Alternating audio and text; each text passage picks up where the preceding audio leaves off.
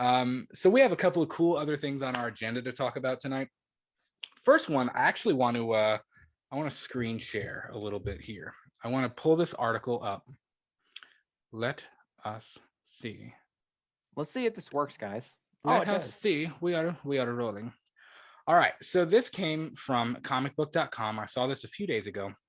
And this article, this was on April 26th. So yesterday, as of us recording this episode, a viral tweet sparks panic over the future of physical media. So this is specifically related to WarnerMedia. So Warner Brothers Home Entertainment, their parent company. So here's what the article had to say. A new report emerged on social media yesterday claiming that Warner Brothers Home Entertainment intended to phase out physical media beginning in earnest 2022. The comments from animation historian Jerry Beck singled out Warner Brothers' print-on-demand service, Warner Archive, but went one step further and suggested that changes are coming to Warner's home entertainment options line-wide.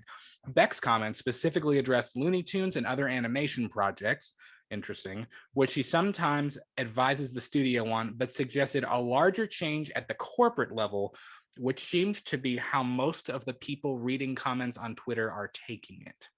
So let's back up here.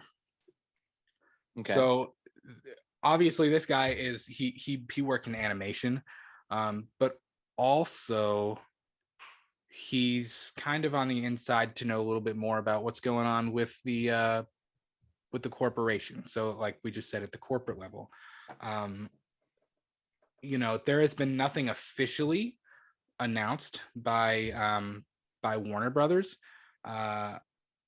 about physical media going away or being phased out. But I think that's kind of interesting. As a movie collector, that's interesting.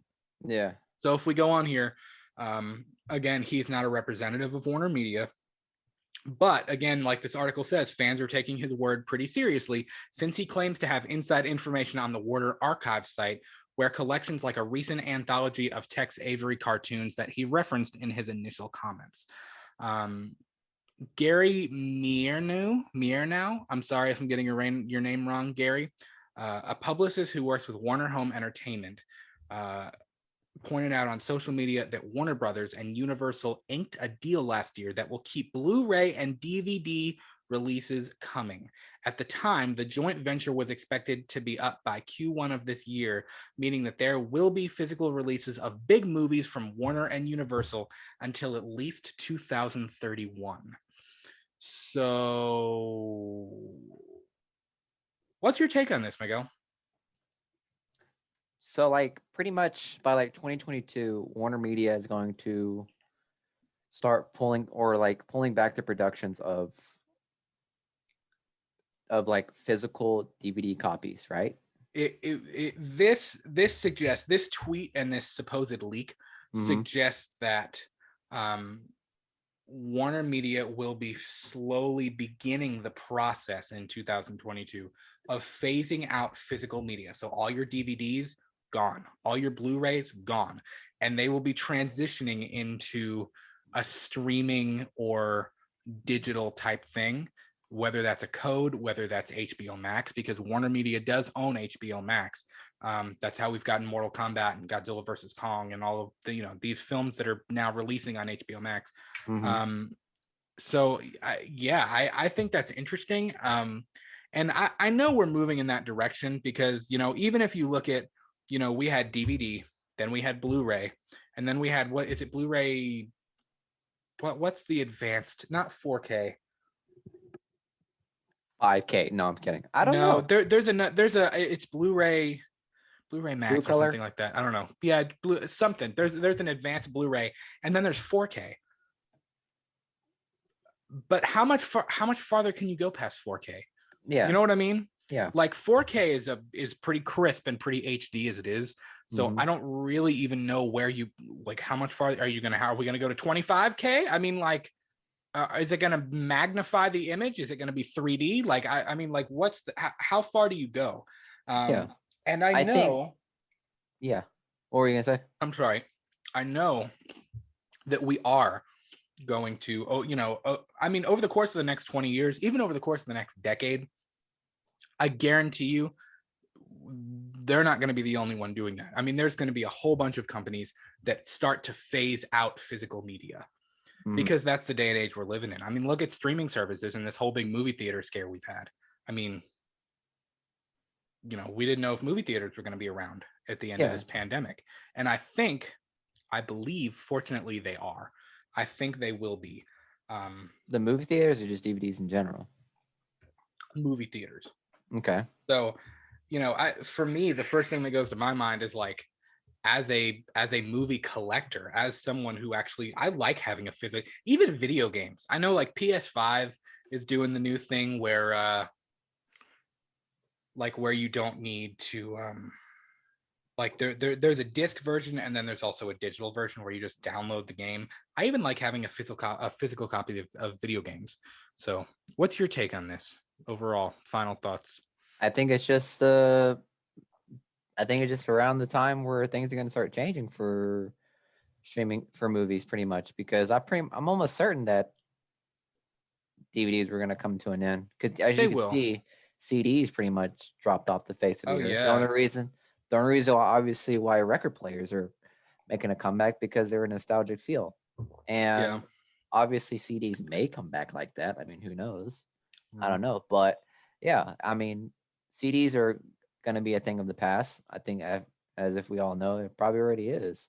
And I think with DVDs, it may come to that same conclusion, because again, streaming services are just becoming the whole new rave now in this decade. I think this decade right here, and I want to say 2010 and 2020. It's crazy to say 2010, but in 2010 and 2020, like, it's like the new age for like media. Like, everything is going to be streamed. Obviously, as you can see, I don't know if you've noticed, but there's some DVDs out there that still have like a form or a digital download with the actual DVD itself. So like, the movie studios are already preparing for that, because there'll be a time whenever these streaming services just become the normal thing to do. Like, it's going to be weird to not have any streaming services. Same thing, I think, with cable. For sure. Cable is soon going to be a thing of the past as well. We only have basic cable. Yeah, it's going to be CDs, DVDs, and then cable. Those are the ones that are going to be gone. Movies, on the other hand, I think it'll still stick around for a little bit longer, just because it has that group association feeling. Yeah. Well, so, you mean movie theaters? Yeah, movie theaters. I think movie theaters are going to stick around because of the experience. Yeah, I think it's experience. I think, even going with your friends and getting your snacks and finding your seat, and seeing it on a screen that is that big. I mean, I don't think that's going to go away as soon, if it does at all, just because it's too, people like it too much. You know what I mean? Yeah. It's too ingrained in pop culture. CDs, I think CDs are pretty much already gone. I mean, if you go to a Walmart, even, there's an entire aisle of vinyl, and there's like a tiny little end cap of CDs. Yeah. Yeah. I mean, cars now, if you go buy a brand new car right now, a lot of them don't even have a CD player in it. Like, it's not even an option. There's satellite radio. That's it. Like, that's your only option. That's like streaming for the movies. Like everyone either has a Spotify, or they have XFM radio, or they have, what the fuck was that? Whew. This is pineapple and passion fruit IPA. But that was strong. That was it. Well, I went from it was tart and bitter. It was. I went from this mango habanero whiskey, this heat wave thing, to that, and it was just like, woo! It was just wild. But yeah. So yeah, that I think that's interesting, and it'd be interesting to catch up. It'd be interesting to keep up with this, because it will. I'm sure a lot of your collections of DVDs may soon become like collector's items, because I mean, whenever it does go away, like, I mean, these CDs are laying around, these DVDs are laying around. They're going to become rare. For sure. And I mean, even look at like that. I have the Halloween 2 VHS behind me. That's the one VHS I own. and I nabbed that. That was a deal. I think I paid $24 for that. And now there's probably a lot of those, but I mean, VHS tapes. I mean, like I think I saw, where was this? I think it was on somebody's YouTube video or something like that. There was it was an original VHS of the first Terminator film, but it was still in the wrap with the Blockbuster sticker on it. It had the sticker. Yeah. Like, when you remember, you remember this, when Blockbuster closed, they had all the going out of business sale, and you could, you went and you bought all your VHS and your DVDs and whatever else. I remember those stickers. So it's funny seeing that. And it was worth a lot of money, Yeah. So, I've actually looked into it. I'd like to collect a couple more VHS tapes, even just to display them. Mm-hmm. You know what I mean? VHSs are right now. It's just that nostalgic thing. It's right. The way I think of it is like nostalgic tax. You know what I mean? Yeah. It's the same thing I could say for records. Yeah, I was just gonna say that. The same thing. You have your records posted up there. It's all the same thing. Yeah, literally these 1, 2, 3, 4, 5, 6, these 6 records right here is like, I don't know, like 80, 90, $100 maybe, because each of them are like 25 to 30 bucks, because it's that nostalgic tax that's going on with them. Just having a record player and that nostalgic feel, it costs a lot more to have it now, because back then, back then it was like $1. If you go to like a peddler's mall, and there's like a little box, those little small little unknown records are like 3 cents, because some of them don't hold value. Yeah. And I have a couple of VHSs. I don't know if I bought it from them. Oh no, I know. There's a movie rental place, a local movie rental place that had VHSs. I think back in like 2002, if I'm not mistaken. And they were going out of business. They were selling, and someone, I don't know who the fuck that is, some guy that likes Godzilla in Richmond, Kentucky, someone that isn't me, and they bought all the Godzilla movies. And then for some reason they didn't buy Godzilla versus Space Godzilla 1994. I was like, snagging that. What we need to do. I lied. Also, I have H2. I have Halloween 2, the original Halloween 2 from 1981 on VHS. I also have probably my prized VHS thing, and I've had this since I was a kid. Like Rugrats, kick your ass. No, I have Christmas Vacation, which is my favorite movie of all time. If you've seen episode number 10, I have it on VHS, and it's my family's copy. I've had that we've had that since probably before I was born. Your family let you snag that? I took it. That's fucking hilarious. That's badass. It's fine. They're not watching it, but that's my favorite movie of all time. So I'm really glad I have that. You know what we need to do? I'm going to come to Richmond one of these days, and we're going to go to Peddler's Mall, and we are going to raid VHSs and old DVDs. You mean to tell me up there in Northern Kentucky they don't have Peddler's Mall? No, they do. They have them. I think Florence might have one, and there's one in Scott County.